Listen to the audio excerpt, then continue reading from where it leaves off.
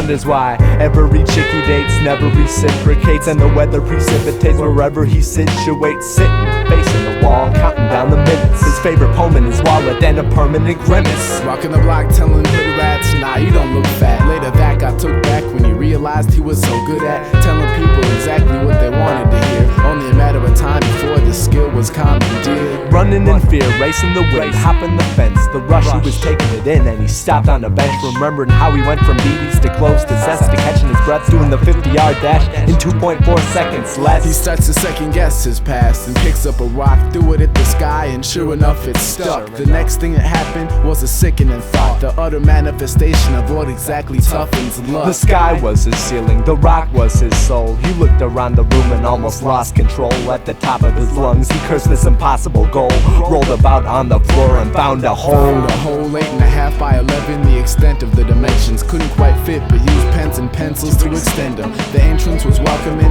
but he began to question if he would ever again return to his current conventions. Intricate process, bringing them all of it, bringing them under, only way out of it, sitting there grinding, written apologies, visiting hours are over.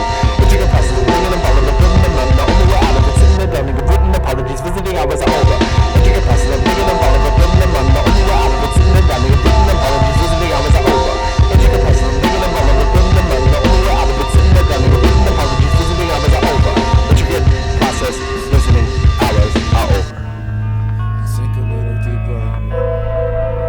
Sink a little deeper.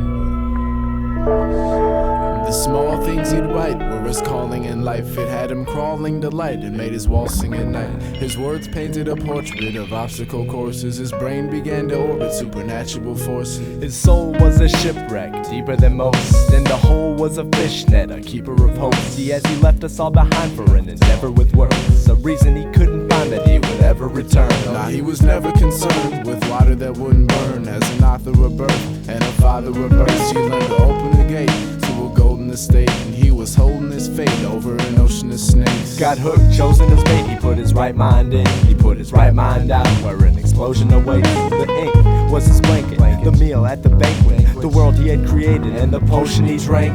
No longer was the sky his ceiling, but now his floor. He walked through his windows and looked out the door. The hand on his face traces the wrinkles that time makes in these tattered walls. After all, he's just a primate. Every now and then he decides to leave us briefly, when the wind whispers pity and the city's looking silly. If you open your brain, you'd be on the same track, and you could probably understand why he never came back. Cause he would open his mind and sink a little deeper, just to pass the time and sink a little deeper, just relax and recline and sink a little deeper, just to